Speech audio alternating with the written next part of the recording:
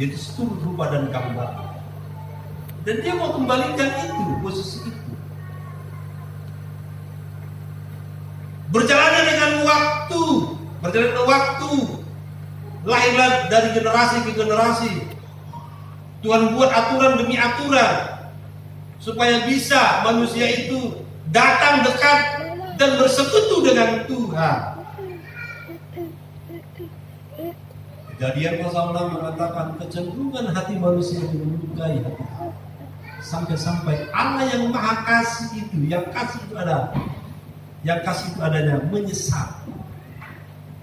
Karena kecenderungan hati manusia, generasi Adam, termasuk kita, menyukai. Dibuatlah aturan-aturan pada zaman Musa, pada zaman nabi-nabi, untuk bisa datang menghampiri Tuhan. Dibuatlah peraturan-peraturan bahwa ada orang-orang tertentu yang bisa datang menghampiri Tuhan, menjadi perwakilan umat manusia, khususnya bangsa Israel. Tapi ini tidaklah seperti konsep awal-awal menciptakan manusia itu. Allah memilih sebuah suku bangsa yang namanya bangsa Israel yang kita kenal sekarang, bangsa yang diberkati oleh Tuhan. Dan dengan perantaraan bangsa ini, Allah buat peraturan-peraturan. Tetapi konsep awal-awal bukan hanya kepada satu bangsa, semua manusia. Tapi Allah masih konsisten karena melihat bangsa ini berbeda, keturunan Abraham. Tapi bangsa ini pun, bangsa pilihan ini pun tak mampu hidup benar di hadapan Tuhan. Peraturan hukum Taurat yang diberikan itu, yang diberitakan kepada mereka, justru membuat mereka melanggar peraturan itu.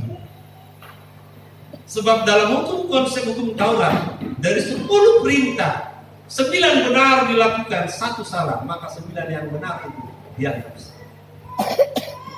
Tidak ada yang benar. Hingga masuk kepada zaman Yesus Kristus, dalam pelayanannya Yesus juga mencoba membuktikan bahwa ada enggak yang mampu melakukan hukum Taurat itu. Sebuah peristiwa terjadi ketika seorang wanita tertangkap basah melakukan persundalan perzinahan, dibawa oleh orang-orang Israel, dibawa oleh ahli-ahli Taurat, orang-orang Farisi, pemuka agama di hadapan Yesus, diadili, dibukakan dosanya, dibukakan aibnya. Mereka mulai berpatokan menurut hukum Taurat, Yesus, wanita yang kedapatan berzina ini harus dihukum mati. Sebenarnya bukan wanita ini saja, laki-laki itu juga harus dibawa. Ini memang dari zaman dulu diskriminasi wanita itu selalu ada ya, selalu ada. Waduh, Tuhan lihat, ini masalah hukum Taurat ini sekarang ini. Mulailah Yesus bilang, oke, bicara hukum Taurat. Sekarang, siapa di antara kalian yang dalam hidupnya tidak pernah bersalah buat kesalahan, yang sempurna dalam hukum Taurat, dia yang pertama lempar. Silakan, saya nggak marah. Mereka yang bawa wanita yang sudah pegang batu, yang siap melempar batu berpikir, menimbang, merasa, aduh saya pernah melakukan kesalahan.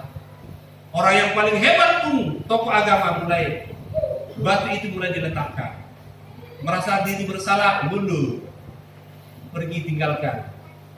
Tidak dicatat dalam Alkitab, tapi Alkitab mengatakan banyak orang-orang yang geram ingin menghakimi wanita itu yang sudah bawa persiapan batu itu.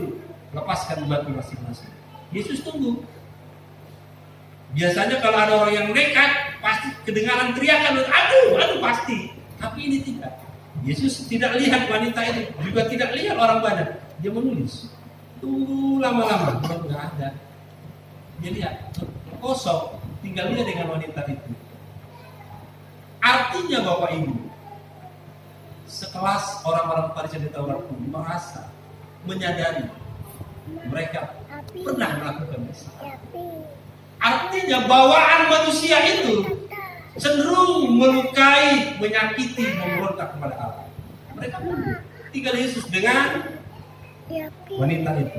Yesus yang mengatakan siapa yang tidak pernah berdosa dan telah melihat semua merasa berdosa dan sudah pergi tinggalkan wanita itu, hanya Yesus sendiri. Yesus adalah pribadi yang tidak pernah melakukan dosa dan yang tidak akan pernah melakukan dosa, mustahil untuk berbuat dosa. Dia manusia yang kudus. Dia adalah Tuhan yang kudus. Dia layak sebenarnya merajam wanita itu, tapi dia tidak lakukan itu. Amin. Dia tidak lakukan itu. Hanya dia yang layak sebenarnya menghukum, tapi dia tidak berikan penghukuman. Haleluya. Dia katakan, sudah. Dia hanya katakan pulang ke rumahmu, bertobat kembali. Aku pun tidak hukum. Hanya Yesus sebenarnya yang layak, tapi dia tidak lakukan itu.